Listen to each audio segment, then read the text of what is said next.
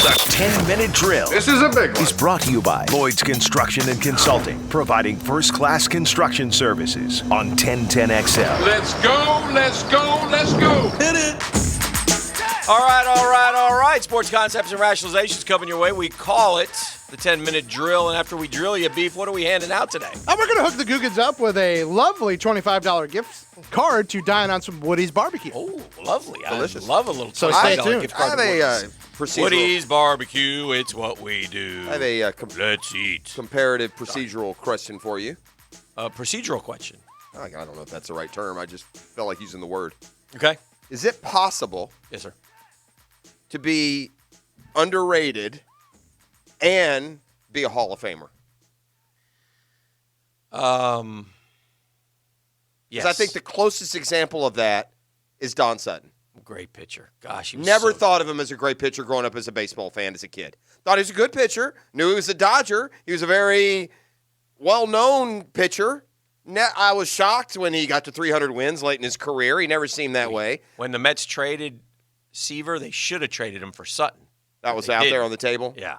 Don Sutton, for an organization that includes Don Drysdale and Sandy Koufax and Clayton Kershaw and Don Newcomb number one. and Fernando Valenzuela, Don Sutton has more starts, more wins, more strikeouts. I know.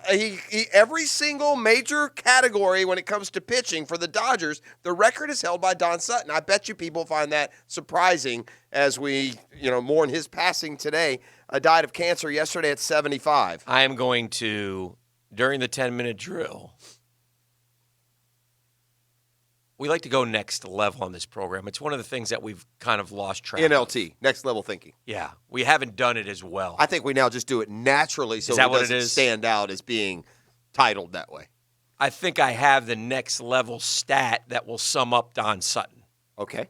because you're right about everything you said. Thank you. Could you say that more often? It would give me a higher self-image.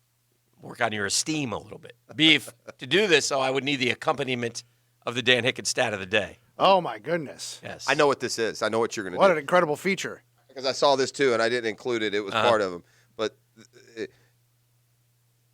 that's Nope. the one. That's a good one. That's okay. I'm going to give you one. I'd say 50. Guy has 53 shutouts. Yeah, Dan. yeah. No one will ever get 53 Yeah. shutouts again in No, the history of baseball. No, but Okay. Anyway, I there thought are that others was who it. did. But that's good. Yeah. That's also good. Go ahead, Beef. His name is Hick, and he's the reason you listen. Just kidding, Jeff. What the hell? Stan Hicken, stat of the day. Shot that hurts the esteem. It went up just down. like that, It's a man. roller coaster ride. I guess I need to work on awareness. Suddenly, now you're glad he's dead. Balls is alive and kicking, but don't ask him to do anything. The guy is like a slug. He's off your list. He's a slug, man. Ah, Balls, I hope you're listening. I love balls. If you get an invitation to come sit for an hour on this program, Yeah. you don't dismiss it. You don't No. come up with reasons Here. why you can't. You change Oh, your no. schedule to Oh. be able to do it. Don Sutton He's dead to me. passed away. He is Don Sutton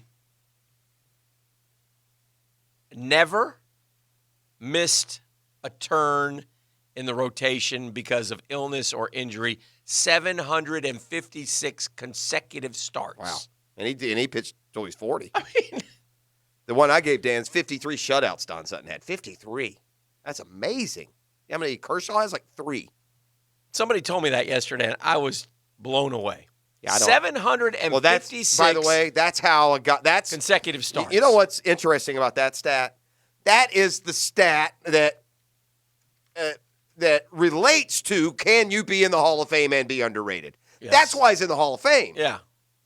Of all the ability, Sort of the Frank Gore of MLB pitchers. correct. It was his durability and availability. But he was great. I'm not man. saying that he wasn't, but that is the reason. If he'd have had, go find me another great pitcher in Major League history. I'll give you another one. His career ERA, 3.2. Yeah. Now, in fairness, all pitchers' ERAs were much better when he pitched. The batting explosion had not taken place yet. I mean, I bet you if you look at the career ERA leaders in Major League history, they're all going to come, pre-1980, or most of them. Man, did he, you know why he's underrated? Did he ever win a Cy? I don't think so. No.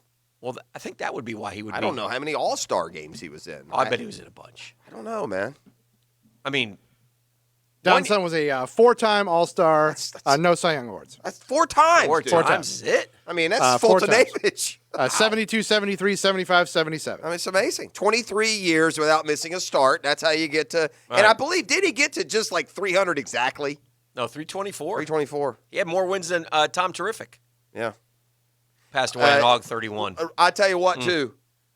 Guy discovered the perm in the late 70s, never gave it up. He rocked that perm until did rock that perm. rocked that baby until he was given his acceptance speech at the Hall of Fame. Yeah. I would Gosh, say he's so good. I would say one of the great perms. I'll tell you one thing but that's there's no such thing as a great perm. It's an awful look. If any of you Googans out there are rocking the perm today, stop it. I'll tell you one thing that surprised me about Don Sutton. Also, he never pitched for the Braves. No, but he announced for them. Well, I know. Oh, you thought he did? I thought he must have had somewhere Yeah. along the line No. he pitched for the Braves. Never did. The reason that I knew that is because I was a bit surprised when he would just seem so natural. He very quickly, I mean, they were like Homer and Jethro, man. Skip Carey and Don Sutton. You I loved like him Don for your Sutton. Braves. Total homers. He spent a couple years in your favorite town, Dan. And listen, Tampa. No, Milwaukee. Actually, it's pronounced Milwaukee. Sorry. The thing about Sutton that I really I always liked Don Sutton. I liked him as an announcer. I mean, with the Braves. Yeah. And most of the Braves announcers were homegrown. He was like one of the first that or at least in my lifetime, they were all, basically it was the same guys. To be honest with you, Pete Van Wieren, Ernie Johnson, and Skip Carey forever.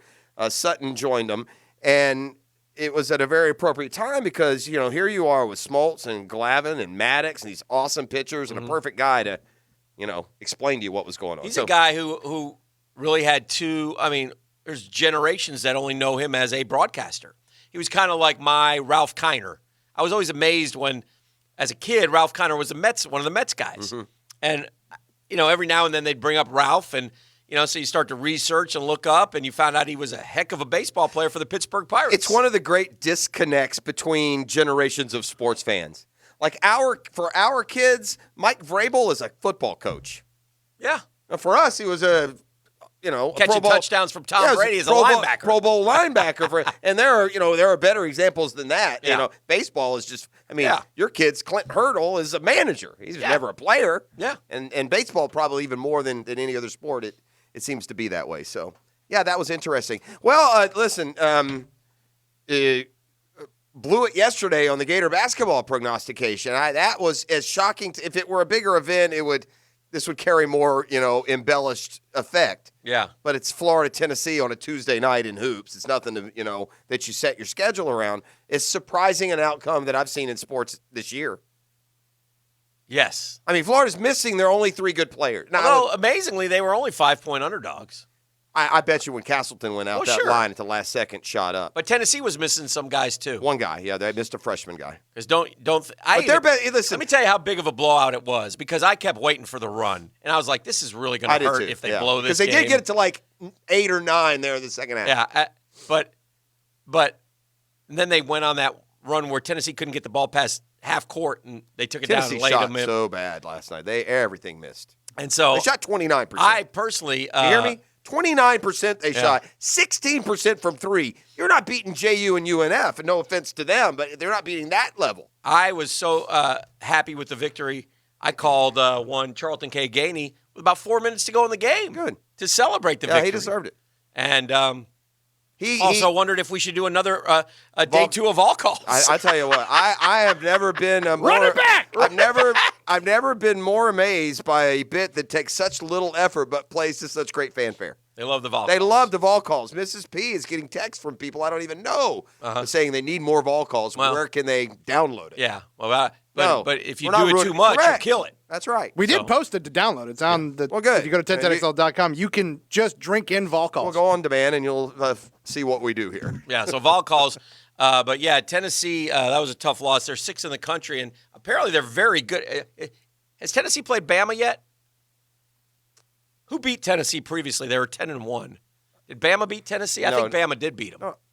Yeah, they did. They beat them up there. Tennessee blew a lead. I think Bama's the best team in the SEC, by the They're way. undefeated, so yeah. But, I mean, they shot last night, Alabama shot like 40-some-odd threes and made an SEC record 20-something. And, I mean, they jumped on LSU last night, and they were up 30-10, and And they just bombed threes. You know, Florida's lost to Bama, and it wasn't a super close game. Doesn't look as bad when you see what Bama's doing to everyone else. Right. They're blowing people out. So, anyway, Florida will have an opportunity. It's good to see Bama have some success in sports. I'm sure the Tide faithful, it's hard for them not ever getting to experience any success. Florida will have some opportunities going forward, but I'm not confident at all. I take each game as it comes. Sure. Last night was an aberration. That's not who Florida is. Tennessee missed. I'm telling, and I don't mean to override the Gators' effort. They may have won anyway. That's fine. Florida played good. They may have won the game anyway. They would have. Tennessee shot worse last night than I bet they've shot in 10 years. But Florida rebounded those shots. Yeah, I know. Did a great job on the glass. I don't know how. Out-rebounded the hell out of Tennessee. I guess Payne should play more. He's terrible offensively, but you know why they out-rebounded him, though? They played those big stiffs he never plays. Yeah. Jatobo and Aswasu. Yeah. I mean, 44 and 15. Yeah, Lane's a littler guy, but yeah. I don't know. I saw Lane take one to the hole that, like a wide open layup, and he took a weird angle and threw it off the glass and missed. Oh, no. But anyway, so Florida has at their record right now, which is, what are they, 7-4? Yes. And again, 4-3 in the conference. Yeah, I have the next two they got to win at Georgia and Vandy. But I have they should win. I have no confidence that they will. But if they, suddenly if they do, they're what? They're 9-4 and they're 6-3 in the league, and they're in pretty good shape. Because then they have South Carolina, which they also need to win, because they go to LSU and Tennessee. And by the way, those are impressive wins for the net rankings. Yeah, the net rankings and such.